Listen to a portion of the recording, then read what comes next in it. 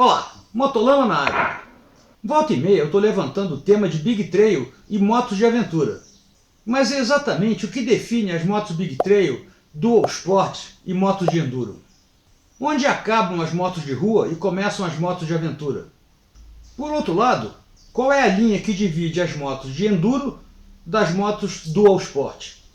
Sim, porque as motos de enduro são o extremo oposto às motos de rua. E as motos de aventura e Dual Sport estão no meio. Se existisse uma tabela deslizante, onde de um lado ficasse uma WR250 e do outro lado uma Twister 250, no meio ficariam as Dual Sport, as motos aventura. Então tá, já que entenderam o conceito, vamos dar uma pincelada nas diferenças. E qual é a parte boa e qual é a parte ruim dessas motos. Esse papo todo é muito útil para quem está pensando em comprar uma moto nova ou usada, e está na dúvida entre comprar uma Honda Bis 125 ou uma GS 1200. Tirando as óbvias diferenças, onde uma custa 15, a outra custa 150, vamos tentar ver para que lado que nós vamos te ajudar a atender. Mas voltando ao exagero entre a Bis e a GS 1200, tirando o fator tamanho, existe aí no meio uma infinidade de opções. É claro que aqui em Tupiniquilândia, nem tantas quanto gostaríamos que tivesse. Mas ainda assim tem bastante coisa. Quem resolve comprar uma motocicleta nova pode ser facilmente confundido pelas várias classificações que existem das motos. Algumas dessas classes são criadas pelos próprios pilotos, outra pelos próprios fabricantes, para justificar alguma modificação que ele fez em alguma moto e vai mudá-la de categoria por conta de uma pequena besteira. Só para dar um exemplo, uma moto de enduro que tradicionalmente leva aros 21 na frente e 18 atrás, ou 21 e 17, se colocar um aro 17 na frente, ela vira uma Supermotard. Para quem não conhece a Supermotard, é uma categoria onde o pessoal usa motos de enduro com pneus de rua para andar em circuitos mistos de terra e asfalto. Falando nisso, é um tipo bem legal de prova para assistir. Um dia eu vou falar sobre isso. Mas voltando ao que interessa, essas categorias são criadas para justificar algumas inovações e modificações nas motos que já existiam. Então essas classes de motos podem dificultar a escolha de um novo piloto com qual moto que ele vai começar ou um velho piloto com qual moto ele vai continuar. Algumas classes são bem definidas, principalmente no que tange às motos de rua. São esportiva, custom, cruiser, naked e por aí vai. Então vamos tirar essas motos de rua da nossa conversa.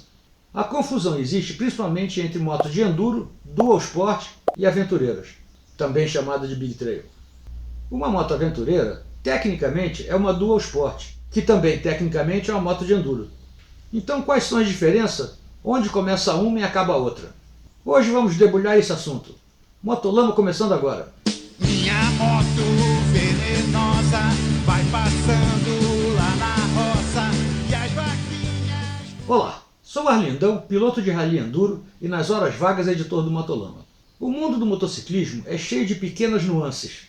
E para você não ser pego de calça curta no meio de uma conversa, verifique se está inscrito no canal Motolama, confira se deu o seu tradicional like e compartilhe nas redes sociais para que todos possam saber as diferenças entre as motos. Compartilhem todas. Valeu! Para entender as diferenças entre as aventureiras dual sport e motos de enduro, temos que voltar lá no início das motos. Nem tanto. Inclusive, já contei aqui como surgiram as Big Trail. O link vai estar embaixo na descrição. Confere lá que é uma história bacana. Então, simplificando, no início existiam as motos Scramblers, que eram motos comuns adaptadas para off-road. Até que em 1968 surgiu a primeira moto específica para off-road. Era a Yamaha DT1, uma 125 bem honesta. Ela foi crescendo e encorpando até que em 1975 surgiu a Yamaha XT500. E o grande sucesso dessa moto veio no primeiro Paris-Dakar em 1979, quando ela venceu nas mãos do Cyril Neveu. Com o sucesso dessas quatro tempos, a BMW lançou a sua GS80 para rally, e a partir daí saiu fazendo as Big Trails que conhecemos hoje. Esse preâmbulo foi só para entender que as motos aventureiras e dual sport têm a mesma origem, e com o tempo foram se especializando. Mas quais as diferenças entre essas categorias? Como diria Jack o Estripador, vamos por partes. Vamos analisar cada uma das categorias e depois comparar tudo. Mas antes de mais nada, vamos tirar a habilidade do piloto da equação. Um bom piloto vai andar bem em qualquer das três classes, e um prego vai se enrolar com todas as três. Então, com essa variável fora da conversa, vamos analisar as categorias. Ah, e mais um detalhe importante, nem todo mundo vai concordar comigo com essas definições de categorias. Mas mesmo assim está tudo certo, isso aqui é só minha opinião. Estejam à vontade de discordar aqui embaixo nos comentários, só não vale xingar. Vamos parar de baboseira e falar do nosso assunto, que são as três categorias de motocicletas fora de estrada, ou parecido com isso. As motos de enduro. Essas são facinho de explicar. Elas são uma evolução das motos de cross, que são uma evolução das motos scramble, que eu já falei agora há pouco. Essa categoria surgiu antes das duas Sport e das aventureiras. Elas são basicamente uma moto de motocross, que ao invés de ficar dando voltas no circuito, elas andam em terreno aberto, onde pode ter a necessidade de uso de farol. Em algumas ocasiões, até ter placa era necessário. E como são motos de competição, elas são feitas com materiais leves, são simples e com alto desempenho. E o conforto não é uma prioridade. Alguns exemplos desse tipo de moto são a WR 250 e 450 da Yamaha, as CRF da Honda, a linha EXC da KTM e várias outras. Essas motos são vistas nos Hard Enduro, no Rally Paris-Dakar e em outros lugares semelhantes onde o desempenho faz diferença. De um modo geral, elas têm motores monocilíndricos, suspensões premium de longo curso e tudo com o foco de ser o mais leve possível. E elas normalmente não são emplacadas, apesar de que isso varia de país para país. Por exemplo, aqui no Brasil, uma Honda CRF que tem farol e lanterna traseira, ela não emplaca. Enquanto em outros países, elas são perfeitamente licenciadas sem o menor problema. E isso cria um problema, porque nesses países onde se consegue licenciar essas motos, elas são consideradas dual sport, quando na realidade não são motos de enduro. Aqui no Brasil, elas não emplacam, então não são dual sport, ou seja, não andam no asfalto. Ou melhor, anda no asfalto, mas não pode. Os homens, ó, cadeia. Eu lembro que no primeiro Enduro Internacional da Independência, onde vieram vários pilotos de fora, muita gente tinha a placa desenhada no paralama traseira ou um pedacinho de plástico com a placa desenhada a pincel. Motos Dual Sport. Como o próprio nome diz, elas são dual sport, dois esportes. Não que sejam dois esportes tipo futebol e vôlei. Elas servem tanto para um off-road mais radical quanto para viajar no asfalto. Essas motos foram desenvolvidas a partir das motos de enduro. Algumas pessoas querem ter uma moto para fazer trilha. Ainda assim, querem uma moto que possa ir rodando até a trilha ou até fazer um passeio mais longo pelo asfalto. Aí é claro que essas características adicionam algum peso na moto. As motos de enduro são focadas no peso, como eu já disse, enquanto as dual sport focam em manter o preço acessível e o peso dentro do razoável. E isso vale também para as aventureiras, ou seja, o peso define bem a classe dessas motos. E outra coisa que define bem as dual sport é o motor monocilíndrico. Inclusive, isso separa bem as aventureiras da dual sport, onde 90% das aventureiras são mais de um cilindro. Outra coisa é que as dual sport normalmente são abaixo de 700 e os tanques são pequenos, que é uma característica herdada das motos de enduro, que inclusive não tem tantas carenagens com suas partes íntimas mais expostas do que nas aventureiras, o que inclusive facilita e barateia no caso de um tombo. As medidas das rodas giram em torno de 21,18, 21,17, sempre com rodas raiadas, e uma altura generosa com um vão livre embaixo bem forgado. Outra diferença das motos de enduro é que a relação de marcha é bem mais espaçada, permitindo velocidade de cruzeiros bem mais alta com giro mais baixo. Outra grande vantagem desse tipo de moto é que o intervalo de manutenção é bastante espaçado, sendo medido sempre em quilômetros e não em horas como as motos de enduro. E finalmente, ela não tem a parafernália eletrônica das motos aventureiras. Nada de ABS, controle de tração, sininhos e apitos característicos das motos de aventura. E os exemplos desse tipo de moto são a DR650, a DR400, a Honda CRF 300, a clássica XRL 650L, Yamaha Lander, KTM 690, KLR 650 e a nova KLX 300.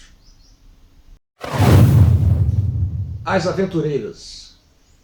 As principais características das aventureiras são o conforto e a predisposição para andar em estrada. E esses são os pontos altos dessas motos em relação às dual sport. Diferente das Dual Sport, que foi uma evolução das motos de enduro, as aventureiras foram inspiradas nas motos de rua. Pois é, lembra da tabela de gigantes que eu falei lá no início? Essas motos são o extremo oposto das motos de enduro. Essas motos foram desenvolvidas porque nem todo mundo quer passar o tempo todo num estradão sentindo a vibração do monocilíndrico, numa moto super leve, sentindo toda a variação de vento querendo tirar você da trajetória, e equilibrados em pneu biscoitudo, sacudindo o seu cérebro até dar mau contato nos neurônios. Foi aí que entrou a BMW com a GS80, que tecnicamente foi a primeira aventureira desenvolvida especificamente para o Rally Paris-Dakar. E como ela é bicilíndrica, o conforto era outro patamar. Essas aventureiras são definidas pelo conforto, alta tecnologia e longas distâncias. E essa categoria tem várias variações como Tourer, Crossover e outras. E normalmente ela tem um reforço do quadro para pendurar as bagagens e tal. E é aqui que entra a grande vantagem dos alforjes e bolsas da Rally Rider. Como elas são hackless, ou seja, sem hack, não estou falando de hack de hacker não, tá? O hack que eu falo são os afastadores de alforjes. E eles podem ser instalados em qualquer configuração de motocicleta. O máximo que pode precisar é um protetor de ponteira para não queimar a bolsa quando encostar na descarga. Mas fora isso, elas atendem qualquer tipo de moto, Dual Sport, Enduro, Aventureira, é só escolher. Visite o site da Rally Rider, que lá você vai encontrar exatamente o que você precisa. E tem mais, para ficar super bom, use o código MOTOLAMA5 que você vai ter 5% de desconto em qualquer produto do site. Trem bom, hein? Mas de volta às aventureiras, como essas motos visam principalmente a estrada, elas são bastante mais equipadas com itens de conforto, como para-brisa, carenagens, bancos confortáveis e um monte de tecnologia, como controle de tração, cruise control e tudo mais que a eletrônica embarcada pode te proporcionar. E ela tem também um vão livre bastante decente e uma relação de marcha que te permite uma boa velocidade de cruzeiro em estradas. E é claro, com o tanque com ótima autonomia. Mas a característica mais marcante é o peso mastodôntico. Lembre-se, elas são desenvolvidas a partir de motos de rua, onde o peso não é determinante. Sim, e tem o preço, que é proporcional ao peso. Resumindo, são motos de rua com característica fora de estrada. Mas então, qual é a melhor opção para eu escolher? Depende. Boa resposta. Falando sério, depois de falar esse monte, o que é realmente decisivo para você casar com uma Dual Sport ou uma aventureira? Para facilitar suas escolhas, aqui embaixo na descrição vai ter um link para uma lista de prós e contras de todas as categorias. Confere lá. Mas ainda assim vem as perguntas decisivas. Você consegue levantar uma Big Trail? Vai usar a moto para quê? Vai fazer o off-road com mais frequência? Como serão as roubadas que você vai escolher? Ou vai rodar só em asfalto? Você consegue consertar uma moto com a mecânica um pouquinho mais atrapalhada? São perguntas fundamentais. O interessante é que essas motos aventureiras parecem estar acompanhando a evolução dos SUVs. Antigamente tinham veículos fora de estrada, off-road raiz, jipes, picapes, tudo com tração nas quatro. O máximo que era os fabricantes adicionavam acessórios para eles ficarem mais confortáveis no uso do asfalto. Eram como as primeiras motos Dual Sport. Mas daí a galera começou a preferir veículos que tinham a cara de robustos, mas eram na realidade feitos para a estrada, com pouca ou nenhuma capacidade off-road. Hoje, é claro, a maioria dos SUVs são veículos grandes e altos, alguns até com tração nas quatro rodas. E isso acontece nas mais recentes motos de aventura, que acabam sendo apenas um exercício de estilo. Como prova, observe os tubos de escape, que não têm proteção nenhuma e ficam diretamente sob a moto. E é claro, como toda regra que se preze, existem exceções. Mas no fim do dia, nenhuma dessas categorias é melhor do que a outra. Tudo vai depender do uso que você vai dar para a moto. Se você prioriza conforto e longas viagens, vai carregar muita bagagem, possivelmente até um garupa, e gosta de tecnologia embarcada, a melhor escolha é uma aventureira, e se preferir uma Big Trail. Mas se prefere uma moto com 50% de uso fora de estrada, simplicidade e preço acessível, recomendo uma Dual Sport. Apesar de que as Dual Sport aqui no Brasil são muito limitadas de opções. mas acaba sendo uma ótima opção para quem está começando nesse mundo. Mas se o seu caso é fazer trilha, andar no barro, dar risada com os amigos, parte direto para o enduro. É claro que essas definições não são estanques. Algumas aventureiras são melhor nas estradas, e outras até se saem bem no fora de estrada. Assim como algumas dual sport são melhores fora de estrada do que no asfalto e vice-versa. Aqui eu dei as linhas gerais sobre esse universo on-off-road. Confere a lista dos prós e os contras que eu falei aqui. O link vai estar aqui na descrição. Mas no final das contas, o seu bom senso é que vai definir a moto ideal para você. Boa sorte, um abraço e até semana que vem. Fui!